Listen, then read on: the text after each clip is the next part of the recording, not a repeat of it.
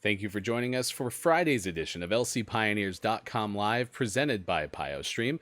We're with you 4 days a week, Tuesday through Friday, 11:30 a.m. Pacific Time on Facebook Live, and available to watch on demand at youtube.com/lcpios, keeping you connected with different aspects of the Lewis and Clark athletics experience, talking with student athletes, coaches, alumni, and different members from the Lewis and Clark College community. Thanks for being here with us on this Friday. I'm Ryan Goff. I'm the play-by-play voice and director of athletic communications for Lewis and Clark. We are the Pioneers out of Portland, Oregon, and a member of the 9-team Northwest Conference, competing against other institutions from throughout Northwest Oregon and the state of Washington. A chance for Lewis and Clark student athletes to compete on a national stage across 19 intercollegiate sports against other teams from NCAA Division III, over 430 institutions nationwide. A chance for our student athletes to get involved. We invite you to get in touch with the show. You can do so using our Facebook Live comments. You can always let us know some questions you have for our guests or any future guests you'd like to see on the show. You can also email us anytime, sports@lclark.edu. We're excited today to welcome in two co-chairs of the Lewis and Clark planning for the Ray Warren Symposium, the 17th annual symposium. This year will focus in on the idea of movement. And so Shalini Hanstad and Samantha Hernandez are here to join us in just a little bit. We'll ask the two of the co-chairs, student co-chairs for the event, some of the history behind the Ray Warren Symposium, how people can get involved with the pandemic still going on, a virtual symposium, a lot of Zoom activities for this particular event this year, and how the Lewis and Clark community can have the opportunity to learn through the themes and the discussion this year at Ray Warren Symposium. That's some of the information we'll get from our two co-chairs and guests today on lcpioneers.com Live.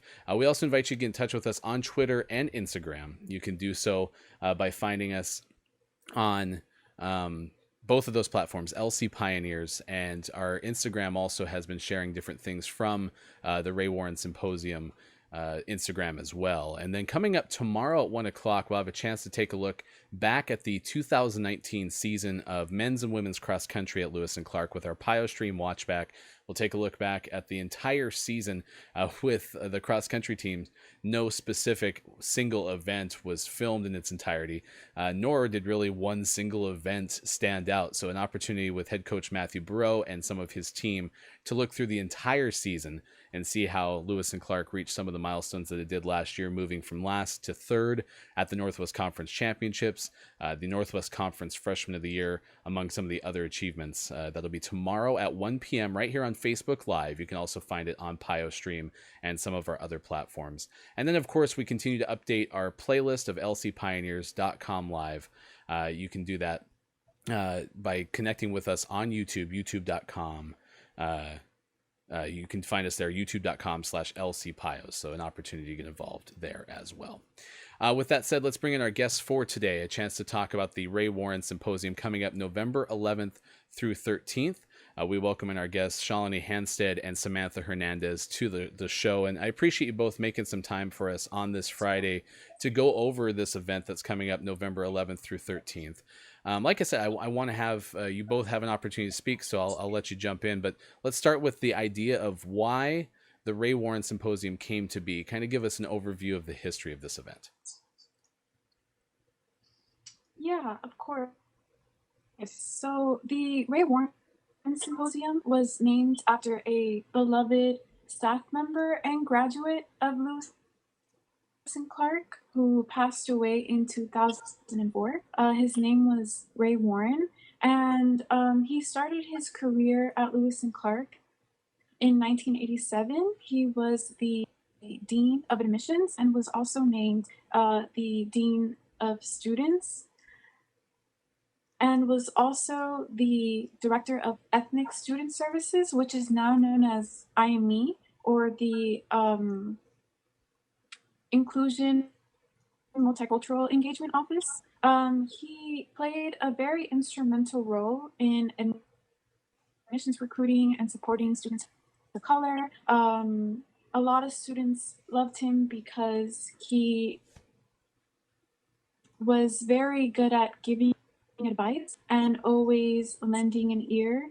And so when he passed away, many students were affected by his passing and decided to start a symposium in his name. And today it's known as the Ray Warren Symposium on Race and X Studies, and it's confronted many issues. This year's theme is movement, but it's also confronted education, medicine, migration, and remembrance. And so that's how it started. Yeah, Samantha said it best. That's how it started, and it continues to serve as a space for to talk about these complex topics, and also I think for BIPOC students to have space to discuss their identities and to listen in on great speakers that are invited every year. We also have workshops and healing justice practice spaces. So yeah, it's a very well-rounded event, and serves as a legacy to BIPOC staff and students who have continued to do this work before us.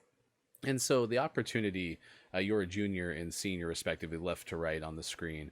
What was it about the opportunity to be one of the student co-chairs, and describe all that goes into being a student co-chair for this event? Yeah, as I said earlier, I was really inspired by previous co-chairs that came before me, and I thought this was a great opportunity to kind of continue the work that they have done. Um, we had to apply for this position. We started planning around April, um, but we got chosen in January. So when we got chosen, we thought that this would be an in-person event. And then when we started planning, we kind of were hit with the complications of the pandemic, and now it is completely virtual, which does have great upsides because it increases accessibility for a lot of people to tune into this. And it doesn't limit who can come. You don't have to be in the Portland area to come to all of our events. So yeah, that's kind of why I chose to become a co-chair. Yeah, similar to Shalini, I was also inspired by past co-chairs and what they did and accomplished with the symposium. Whenever I saw the work they did, I saw it as a form of grassroots work, because part of being a co-chair is contacting local organizers and inviting them to speak, and giving them a platform to talk about the work they do, how people can get involved, the history of their work. And so I find that really fulfilling, because people can take the time to learn about the many different ways that activism and social change is being done in the world. You're watching lcpioneers.com live, presented by PioStream, as we're talking about the 17th Annual Ray Warren Symposium coming up November 11th through 13th. Shalini, Hanstad, and Samantha Hernandez are our guest student co-chairs for the event. And this year's event centralizes around the idea of movement in a variety of ways. So let's discuss how movement comes into play among different aspects that you're going to talk about over the course of the 3-day event.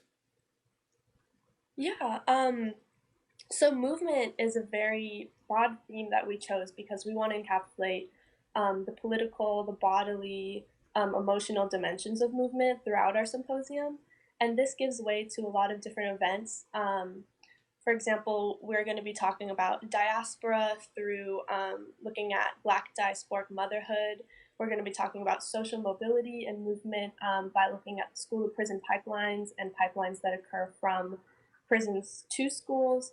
We're going to be looking at heritage tourism and travel, and just what it means for BIPOC to navigate the world through these different dimensions of movement. So it is very vast. We're talking about protest, dance, music. There's a bunch of different aspects we're highlighting, and I think we chose the theme because it allows for so many different topics to be explored through movement. So yeah. Now, you have this symposium in a time where, you know, social justice, systemic racism, police brutality have come to the forefront in our world again. And this is something that I have definitely taken an opportunity to educate myself around, and had our show be a space for BIPOC students on our campus to come on. And I've said this a lot. This show is not a huge platform, but it is a platform, and it's something that I feel is important. And this symposium seems like it's another opportunity for our community to have an opportunity to get educated around these topics. So when I ask that question through the idea of how the community can learn through the Ray Warren Symposium, what are some ways you see that happening?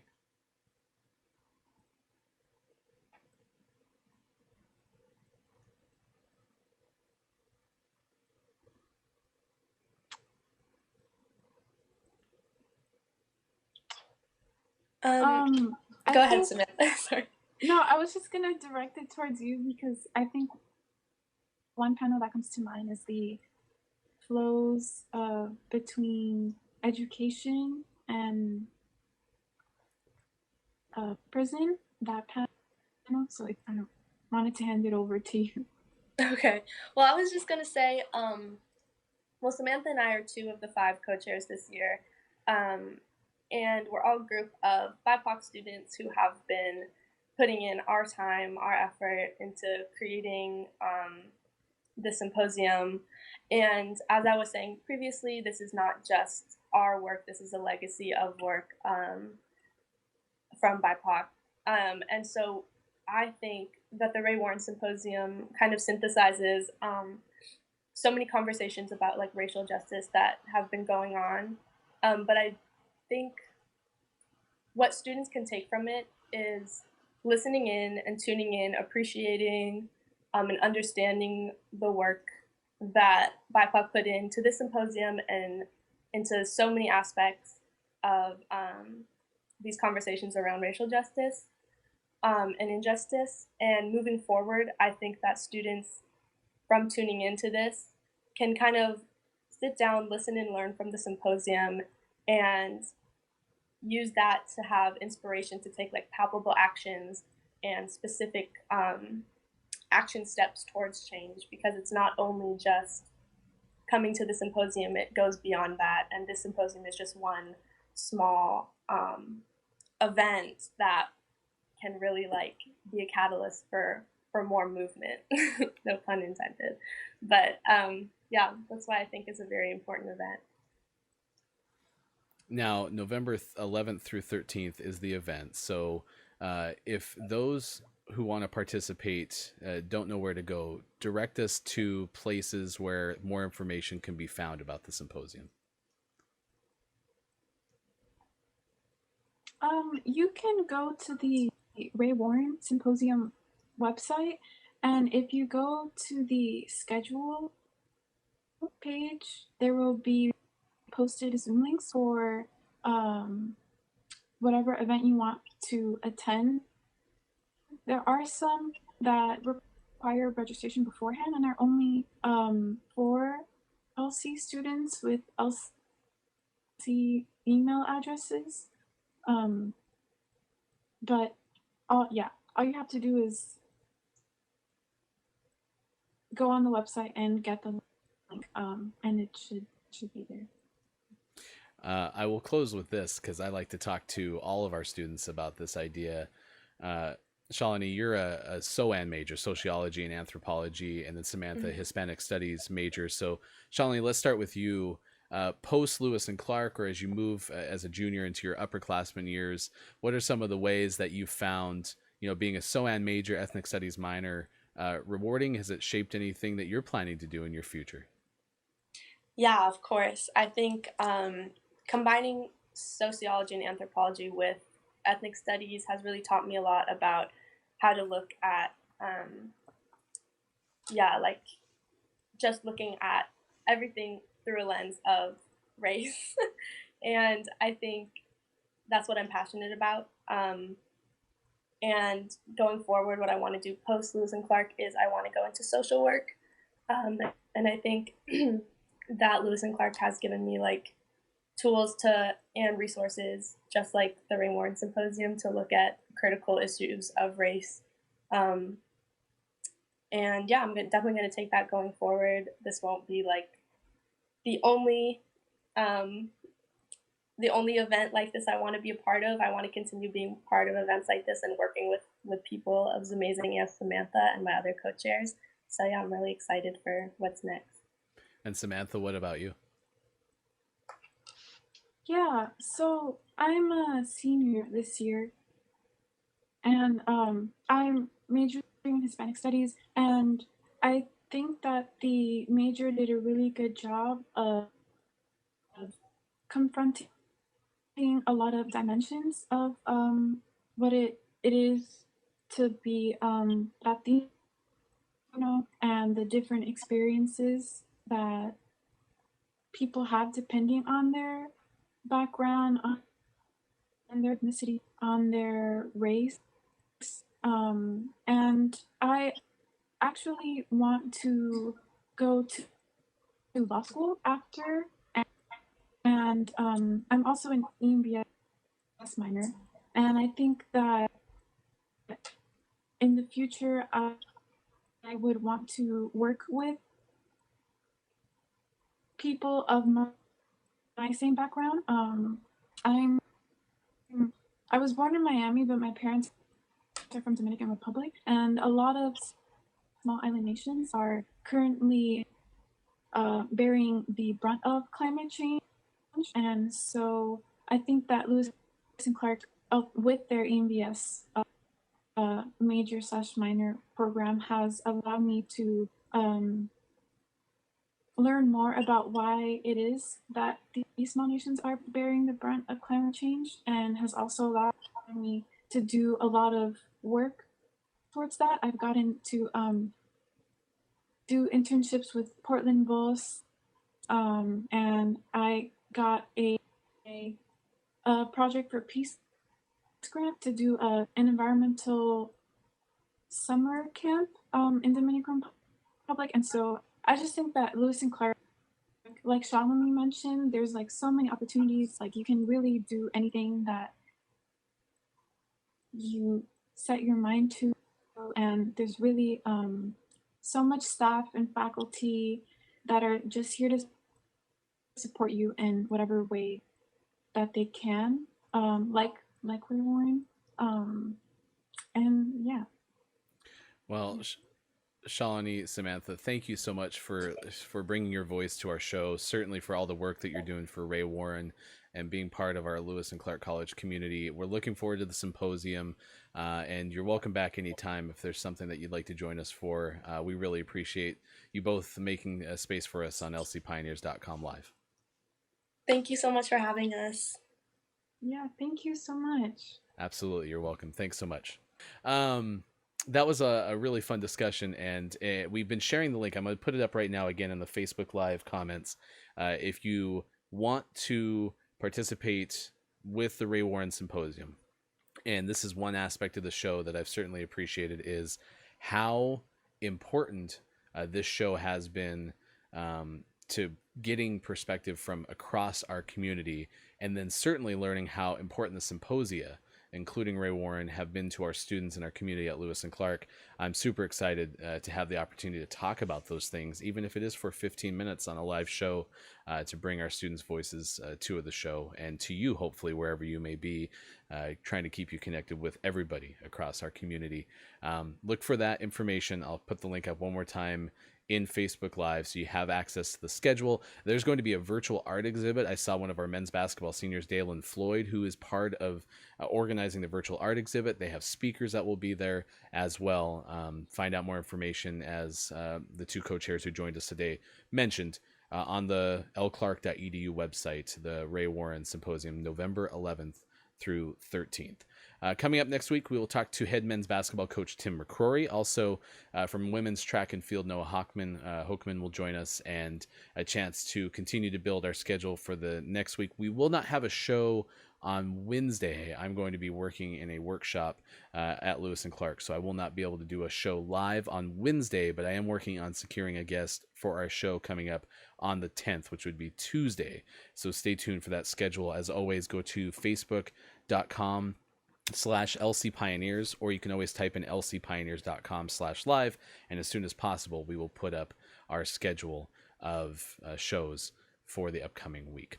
So until we see you again on Tuesday, big thanks to both Shalini Hanstad and Samantha Hernandez for joining us on the show today to talk about Ray Warren Symposium, and big thanks to you for watching. I'm Ryan Goff. We will see you again soon for more lcpioneers.com live presented by PioStream. You can find all of our shows on demand, youtube.com/lcpios. Goodbye, everybody. I'm Ann Bentley. I'm an associate professor of chemistry, and in this research group, I supervise the 2 students working in the Rogers program this summer in our lab. The brown bag experience is a good chance for students to get experience presenting their work that they've done in the lab, especially to an audience that's not technical. What's intriguing about the brown bag experience is it incorporates all of the Rogers program. So I'm able to hear people in the psychology department and what research they're doing, but it also gives us the opportunity to share our research with the greater science community at Lewis and Clark. And for incoming students, the summer program is really beneficial for getting opportunity in research. So I've had the opportunity for research in the past, but other students may not have the same opportunities. So it's nice to work in a professional lab setting and potentially have the opportunity to publish a paper, which looks really good moving on into doing professional research out in the field. The students grow a lot during the summer in their ability to learn the techniques and apply the techniques and suggest their own ideas for what could come next and interpret their data. It's just a big, usually if they haven't done research before, they learn a lot in that short period of time.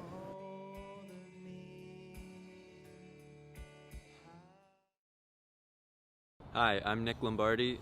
Something I've learned at Winterim this year is how to communicate a vision. My biggest takeaway from Winterim is probably the networking. Getting to talk to everybody, connect with people for the future is one of the most valuable things, and I did Winterim last year, came back for more this year. I think a way in which my liberal arts education has really helped me and my group formulate our ideas is that concept of critical thinking and having many different backgrounds. Me being an econ major and my 2 group mates being chemistry majors, we really get that well-rounded background, well-rounded ideas. I think overall it's absolutely worth doing. You find yourself not only being more prepared for, say, this next semester, on top of being more prepared for life in general.